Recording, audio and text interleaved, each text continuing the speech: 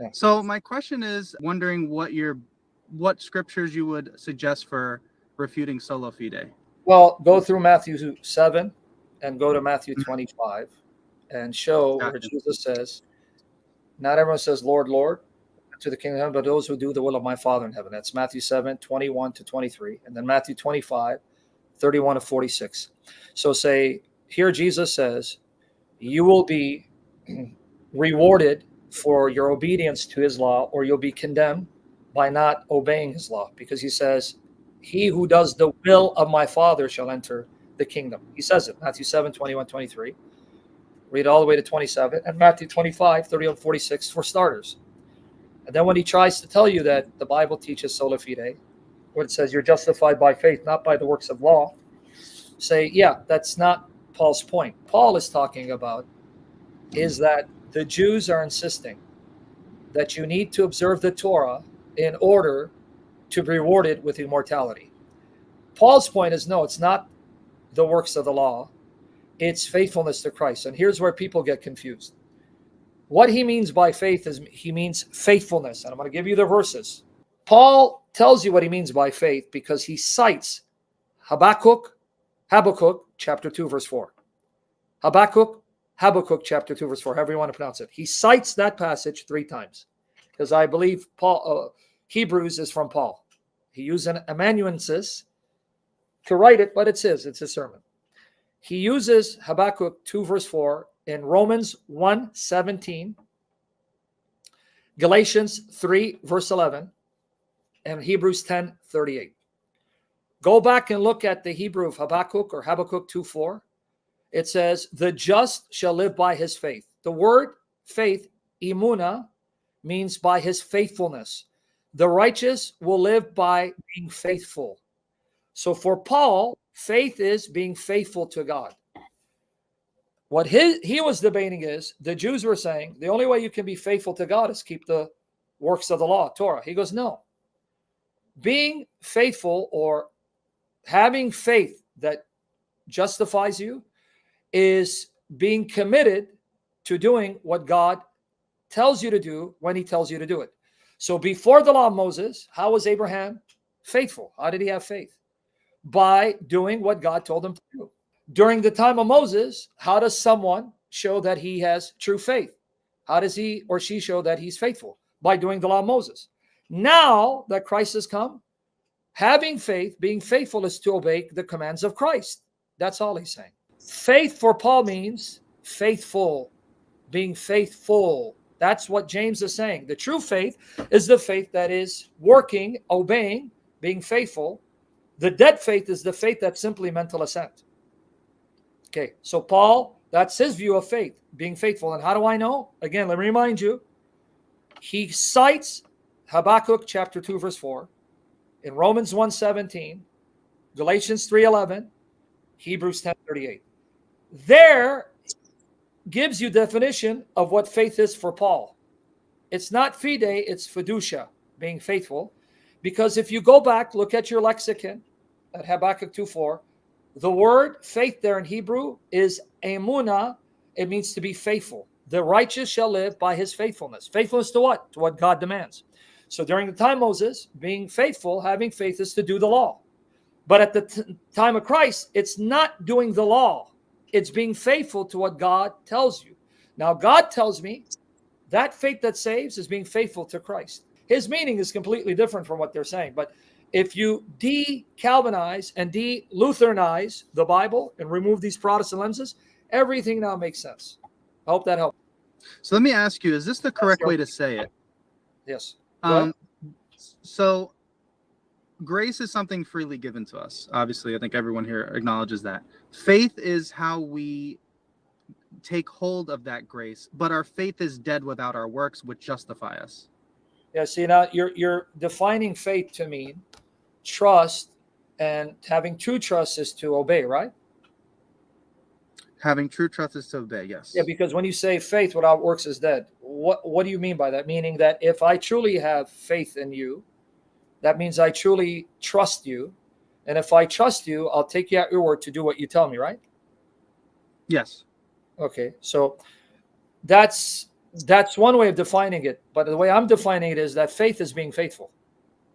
So I don't distinguish works from faith. Now, James does that because he's dealing with a group that are antinomians. They're lawless. They think, oh, just by saying Jesus is Lord, that's good enough. He goes, no, the demons know Jesus is Lord. They're going to hell. So he's distinguishing. I brought that up to him the other day. Say it again? I brought that up to my friend the other day. I keep saying, I tell him, even the demons believe. Yeah, but here's where the Protestants read their Protestantism into the passage. They say, yeah, we agree. Because the faith that saves is never alone. It is a working faith. Well, if you really listen to yourself, Protestant, you're basically saying you're saved by faithfulness. Yeah, but see, they're so blinded by the Protestant tradition, they're not hearing what they just said. They're just agreeing with the Catholic Orthodox view, the view of the early church.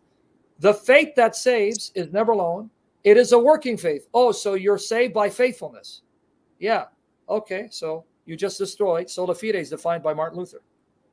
And doesn't James 2:26 say we're justified by works, literally? Well, it says, just as the body without the spirit is dead, so too faith without works is dead. That's what James 2:26 says. So there is no faith that doesn't have works, just like the body cannot be alive without the spirit. But what you want to do, I'm going to show you something. James 2:25 says that Rahab was justified how? Can you read that? Similarly, also, Rahab,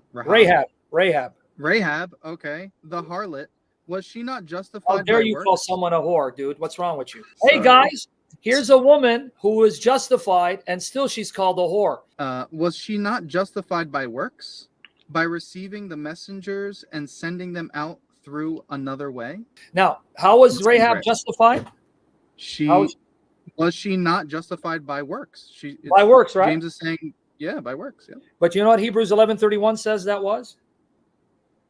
Hebrews 11:31. Guys, pay attention. James 2:25 uses the same example that Hebrews does. Now watch. Okay, now read Hebrews 11:31. By faith, Rahab the harlot did not perish with the unbelievers after receiving the spies with peace. Wow. Guys, what James called works, Hebrews called faith. Here it is. James 2:25 says, in the same way was not Rahab the harlot also justified by works, by what she did when she received the messengers and sent them out by another way. The same exact example Hebrews uses and calls it faith. Here it is. I wanted you to see it. Hebrews 11:31, brethren. Hebrews 11:31. Same example of James, but here Hebrews calls it faith. By faith, Rahab, the harlot, did not perish, along with those who were dismayed after welcoming the spies in peace. So what she did is called faith. But James says that is works that justified her. Okay, I'm confused. James 2:25. In the same way, was not Rahab the harlot also justified by works when she received the messengers, sent them out by another way? But Hebrews 11:31 says that is what faith is. She was justified by faith. Hebrews 11:31. So you understand why I keep saying faith means to be faithful. Faith is being faithful. Being faithful means you have to do. So this is true faith, being faithful. So this false dichotomy between faith and works, you cannot separate works from faith because it's dead. Just like if you separate the spirit from the body, it's dead. Faith is doing. Faith is obeying. Faith is being faithful. That's what true Sola Fide is. You're justified solely by your faithfulness. That's it. End of story, man. You can then turn the tables against them saying, hold on, buddy. You know, believing is a work. Do you know Jesus says believing is a work? So if you're not justified by works, then you're not justified by believing either.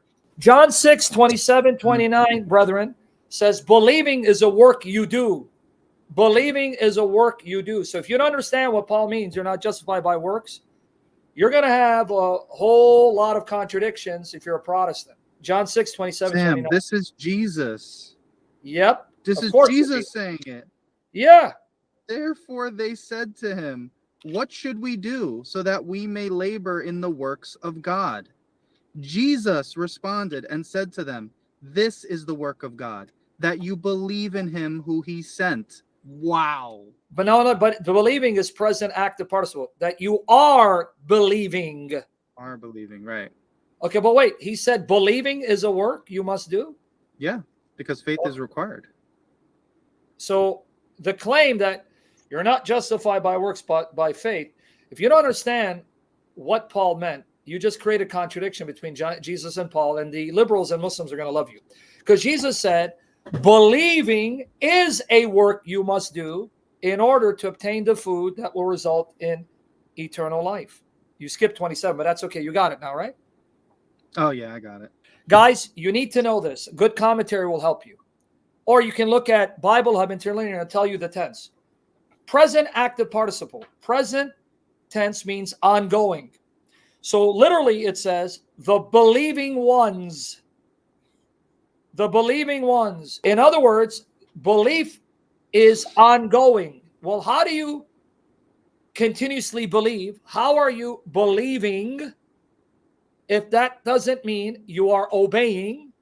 Because to be believing means that you're trusting Christ to do what he tells you. So John 3:16 didn't help his case. Say, wait. It says the believing ones, meaning that it's an ongoing, continuous, active belief. I am believing. So what happens if you stop believing? Well, John 15 tells you then you're cut off. If you're not abiding in Christ. And Jesus even says, John 14:23-24, believing is to do his commandments. And if you're not doing his commandments, that shows you're not believing and that you hate him. John 14:23-24. Jesus responded and said to him, if anyone loves me, he shall keep my word, and my Father will love him, and we will come to him, and we will make our dwelling place with him. Whoever does not love me does not keep my words. And the word that you have heard is not of me, but it is of the Father who sent me. So if you don't keep his word, do you love him? Nope.